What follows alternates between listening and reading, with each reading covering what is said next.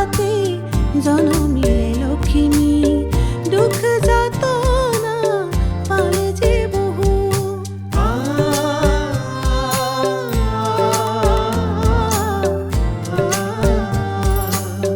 চকুৰ পানীৰে ভিজা যদিও সপোন দি থকত চালে মনৰে দাপোন জীৱন সংগ্ৰামত আগুৱালে দুভৰি সফলতাৰে আনিলে আজৰি জ্বলালে আজি জ্ঞানৰে মন্ত্ৰী সজালে আজি সপোনৰে পৃথিৱী এয়াই আমাৰ মৰমৰে লক্ষ্মী এয়াই আমাৰ মৰমৰে লক্ষ্মী লক্ষ্মী লক্ষ্মী লক্ষ্মী লক্ষ্মী লক্ষ্মী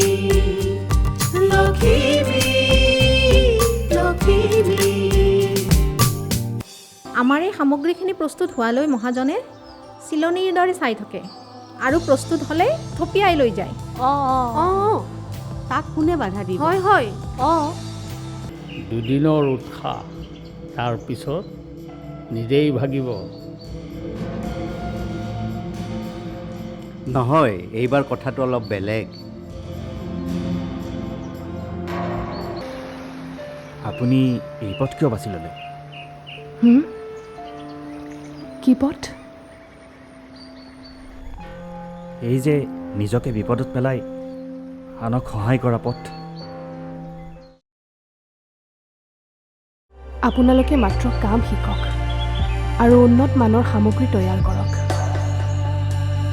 আমি তোমাক সন্দেহ কৰা নাই, এই মহাজনেহে আমাক হয়।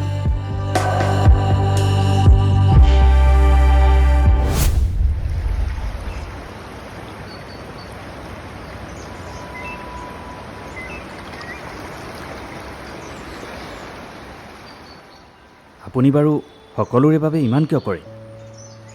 কাৰণ কোনোবাই মোৰ কাৰণে কৰা নাছিল। মানে? সেইবোৰ বহুত কথা দিয়ক, লাহে লাহে গম পাব। বাৰু মই গাঁৱৰ মানুহক বুজাম। কি বুজাব? ইমানখিনি আগধন দিয়াটো সম্ভৱ নহয়, অলপ বুজাবুজি কৰিব লাগিব। মই কৈছোঁ নেকি সম্ভৱ নহয় বুলি? তাৰমানে আপুনি দিব পাৰিব? মই দিব নালাগে নহয়। মই মাথো তেওঁলোকৰ সামগ্ৰীখিনি আগতীয়াকৈ বেচাৰ ব্যৱস্থা কৰিছোঁ। আপুনি সঁচাই আচৰিত।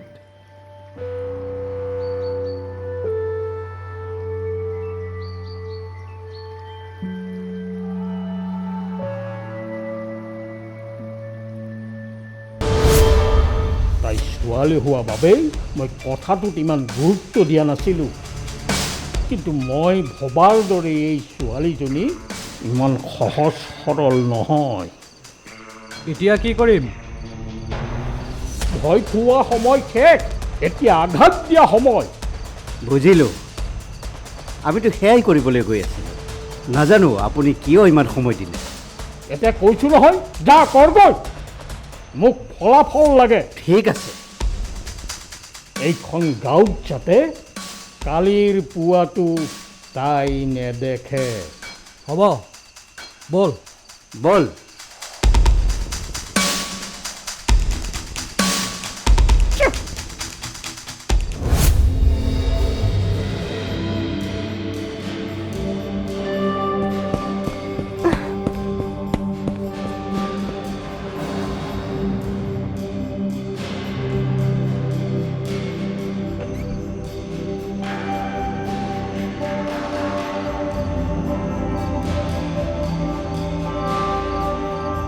এইখন শালঘৰৰ কাপোৰ কোনে জ্বলালে?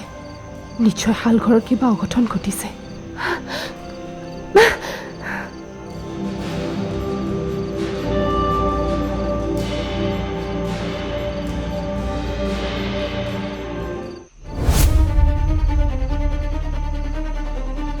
কোন কোন সেয়া?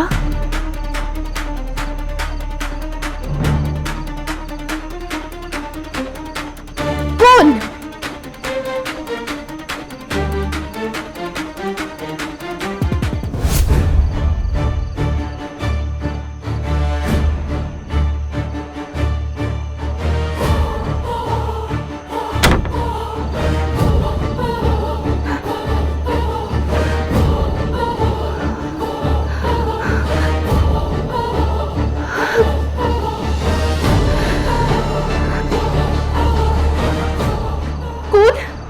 এই গাঁৱত মই বিচৰাটো যদি নেপাওঁ কোন?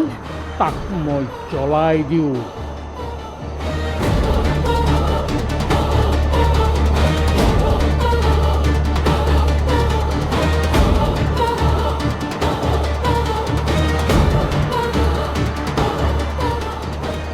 যি জুই সময়ত নুমুৱাব নোৱাৰি সেই জুয়ে গোটেই গাঁও জ্বলাই দিয়ে। আৰু যিয়ে আনৰ ঘৰ জ্বলায় সি নিজেও জ্বলি ছাই হৈ যায়। আৰে এয়া কি?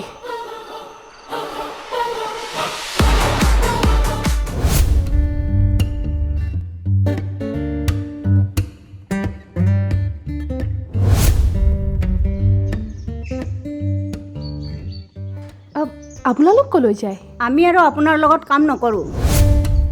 মুখীয়াৰ লগত শত্ৰুতা কৰা ভাল নহ'ব। আমাৰ ঘৰ পৰিয়াল আছে। শালঘৰটোৱে একমাত্ৰ আমাৰ উপাৰ্জনৰ পথ।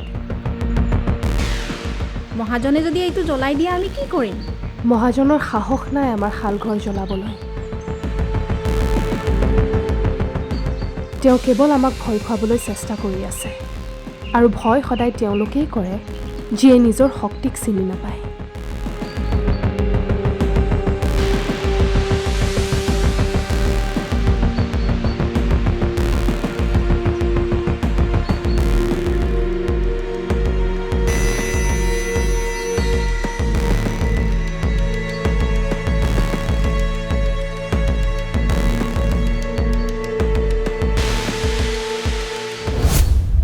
মহিলাসকলে ভয় খাইছে, লখিমীৰ লগত কাম কৰিবলৈ অমান্তি হৈছে।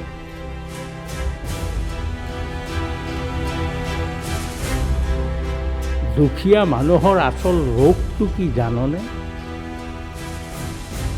ভোক আৰু ভয়। যদি পেট ভৰাই খাবলৈ দিলেও কথা নেমানে, তেতিয়াহ'লে ভয় খুৱাব লাগিব। ভয়। ছোৱালীজনী কিন্তু এতিয়াও গাঁৱতে আছে হয়নে? তাইৰ ব্যৱস্থানো কি কৰিম এতিয়া? ছোৱালীজনীৰ ব্যৱস্থা এতিয়া আমি কৰিব নালাগে, গাঁৱৰ ৰাইজে নিজেই কৰিব।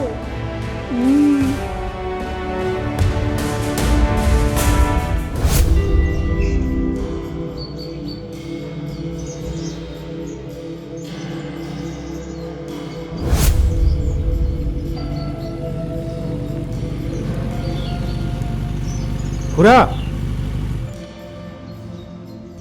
আপোনাক আমি সন্মান কৰোঁ আৰু সেইবাবে আজিলৈকে আপোনাক আমি একো কোৱা নাছিলোঁ।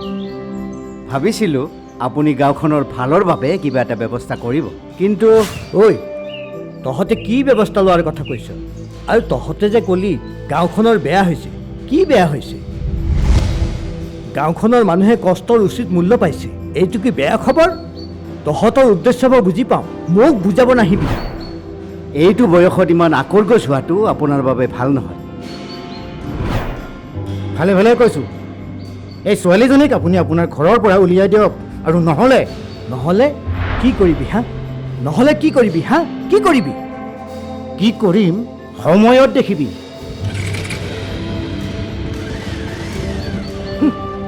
কথা ক'বলৈ আহিছে, মই যেন সিহঁতক ভয়হে কৰিম।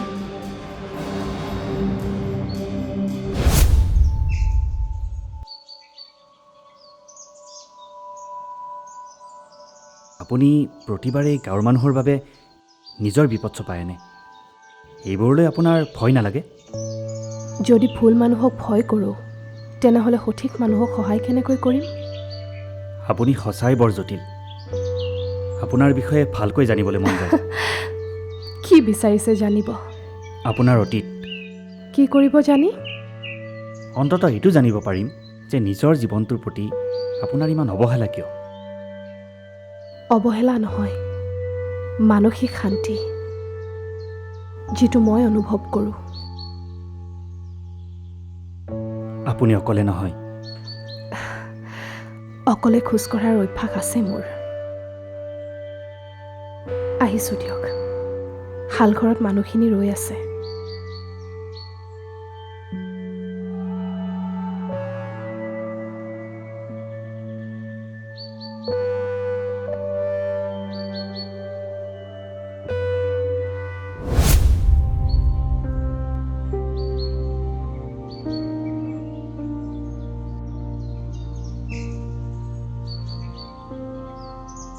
অকল 3গৰাকী আহিছে যে, বাকীবোৰ?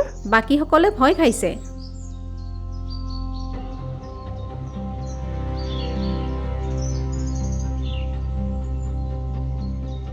যেতিয়া সূতা ছিঙি যায় তেতিয়া তাঁত বন্ধ নহয়, নতুন সূতা লগাই দিয়া হয়।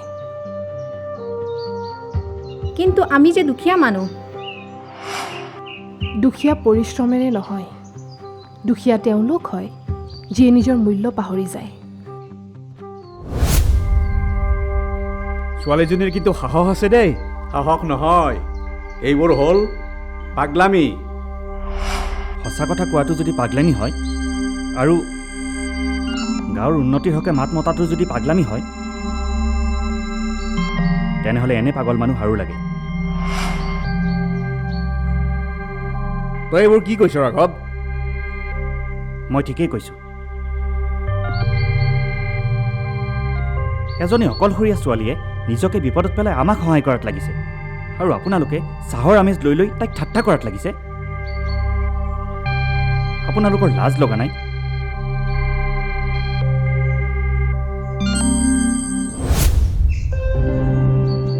আজিয়েই সিদ্ধান্ত লওক, মই আপোনালোকৰ ভালৰ বাবেই কৈছোঁ। গাঁৱৰ নিয়ম চলিব নে বাহিৰৰ পৰা অহা ছোৱালী লখিমীৰ নিয়ম চলিব?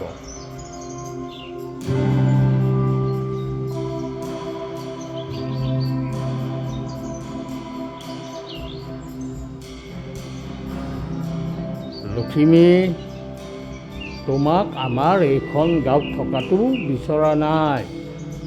কাৰণ তুমি আমাৰ গাঁৱৰ নিয়ম উলংঘা কৰিছা। গাঁৱৰ নিয়ম যদি মানুহক দমন কৰিবলৈ লাগু কৰা হয়, তেন্তে সেই নিয়ম সলনি কৰিব লাগিব। তুমি আমাক শিকাবা? মই জ্ঞানীক শিকাওঁ, বৈজ্ঞানিক নহয়। আপোনাক কেৱল এটা কথা মনত পেলাই দিছোঁ যে পৰিশ্ৰম বিক্ৰী কৰা উচিত নহয়।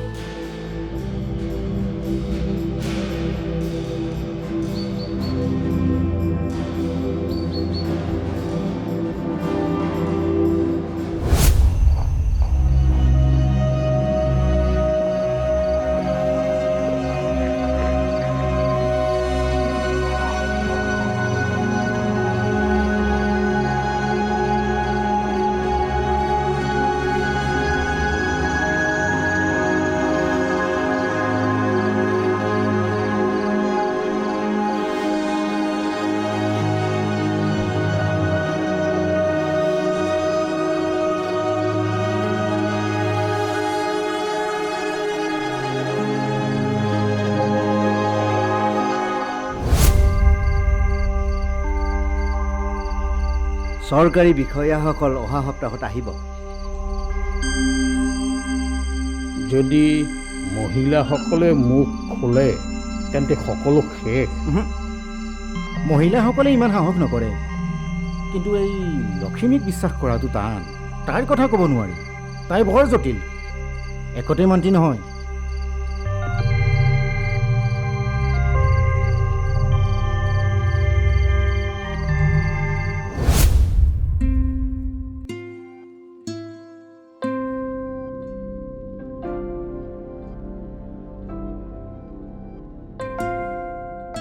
লক্ষ্মী, নিজকে কিয় ইমান কষ্ট দিছা? মই অনুভৱ কৰিছোঁ লক্ষ্মী, তোমাৰ অন্তৰত নিশ্চয় কিবা পুৰণি আঘাত আছে, যিয়ে তোমাক মাজে মাজে বৰকৈ আমনি কৰে। কিছুমান মানুহে জীৱনত এনেকুৱা আঘাত দিয়ে যিবোৰ কেতিয়াও দেখা নাযায়।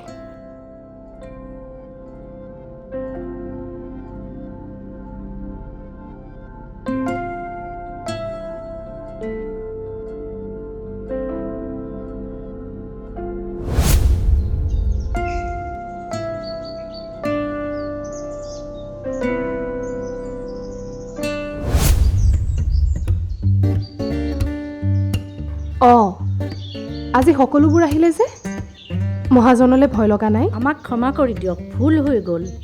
আমি আপোনাৰ উদ্দেশ্য বুজি পাইছোঁ। সেইবাবে আমি আপোনাৰ দৰে সাহসী হ'ব বিচাৰোঁ। বৰ ভাল কথা। আজি মোৰ সপোন সাৰ্থক হৈছে। যদি সঁচাকৈ বেছি দাম পাওঁ তেন্তে আমাৰ জীৱন সলনি হ'ব। আমাৰ জীৱন আন কোনেও সলনি কৰিব নোৱাৰে, আমি নিজে সলনি কৰিব লাগিব। যাওক।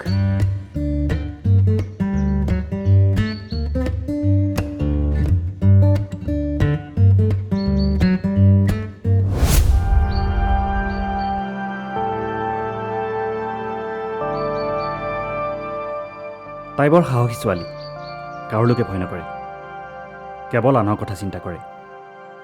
অঁ, নহ'লেনো আজিকালি নিজকে বিপদত পেলাই কোনে আনৰ কথা চিন্তা কৰে? কেতিয়াবা এনেকুৱা লাগে তাই যেন ভিতৰি ভিতৰি বহুত আঘাত লৈ আছে। ছোৱালীজনীক একেবাৰে বুজিব নোৱাৰি অ'।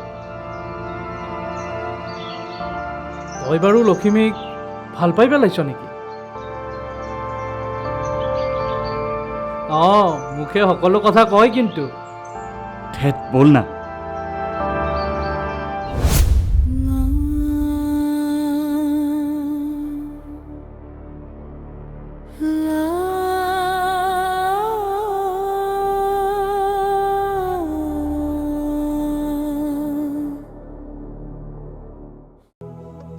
লখিমী শুনাচোন। কোৱা।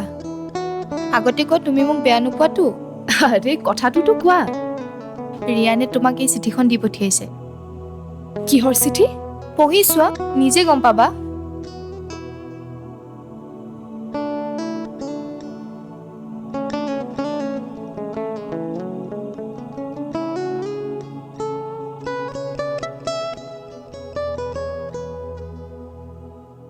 প্ৰতি মৰমৰ লখিমী, মনত বহুত সাহস গোটাই আজি মই অন্তৰৰ কথাখিনি ব্যক্ত কৰিবলৈ সিদ্ধান্ত গ্ৰহণ কৰিছোঁ। এই চিঠিখন এইকাৰণে লিখিলোঁ, মই পঢ়া শুনা নকৰি কেৱল ছোৱালী পাছে পাছে ঘূৰি ফুৰা ল'ৰা বুলি যদি তুমি ভাবিছা তেন্তে ভুল ভাবিছা। তোমাৰ বাহিৰে আজিলৈকে মই কোনো ছোৱালীকে কেৰাহী কৰি চোৱা নাই। তোমাক দেখাৰ পৰা কিবা এটা ভাল লাগি গ'ল, কিয় ক'ব নোৱাৰো। তুমি মোক ভাল নাপালেও মই কিন্তু তোমাকেই সদায় ভাল পাই থাকিম। তুমি মোক ভাল পোৱা নোপোৱা সেই সিদ্ধান্ত তোমাৰ। ইতি তোমাৰ পাগল প্ৰেমিক।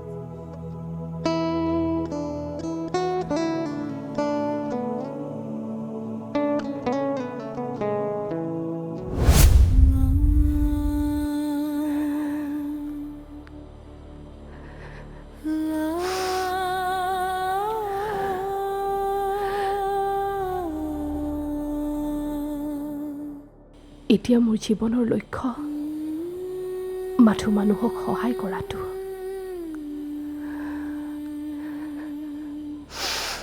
লখিমী,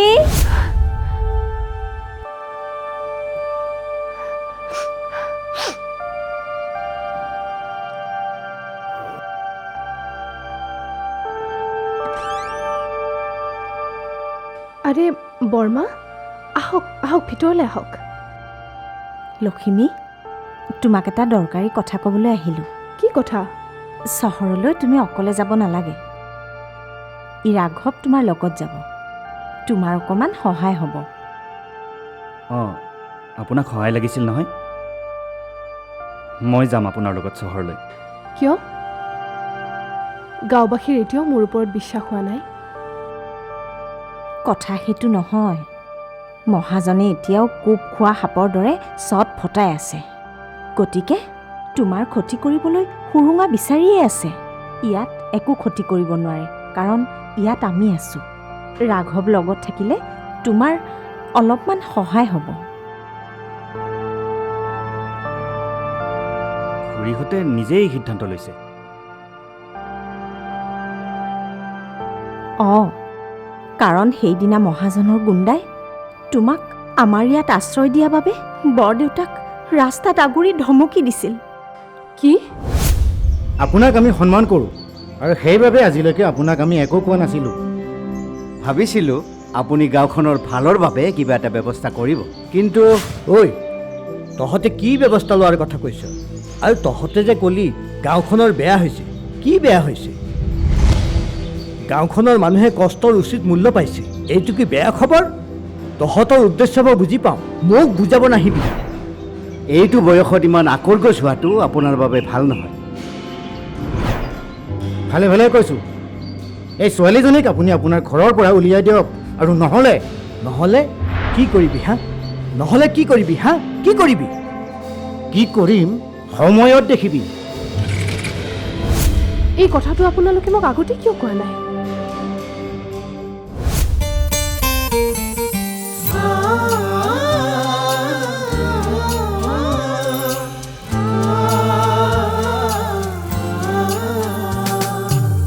ভঙা পজাতে জনমিলে লখিমী, দুখ যাতনা পালে যে বহু।